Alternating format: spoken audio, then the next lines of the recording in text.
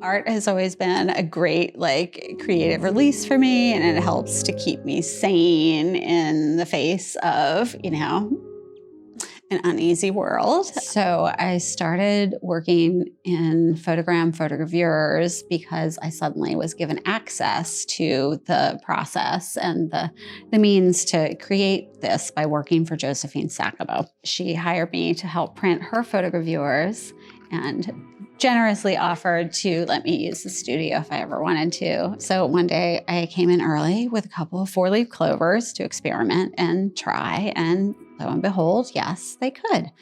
And that just sort of has led to this probably 8-year journey of using the steel, light-sensitive steel photogravure plates in the service of making photograms.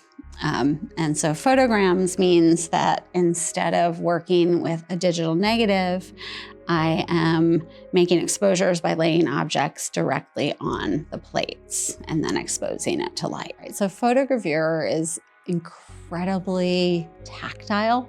So it's really fun. It's just like sensual, you're like rubbing ink off of plates and you're like spinning a big press. And so you're really putting physicality into the work.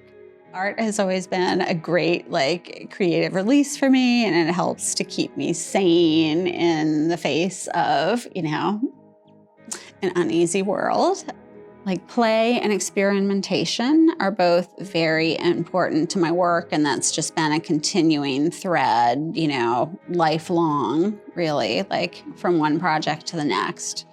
Whether it's working with toy cameras where you never know exactly what you're getting, being kind of open to happy accidents, but using these playful processes to explore bigger or darker themes. My most recent series is really kind of, I don't know, in some ways it's a love letter to fairy tales, which I grew up reading the original, the grim fairy tales. From a very young age, I was fascinated, just super fascinated, even with the darkest ones.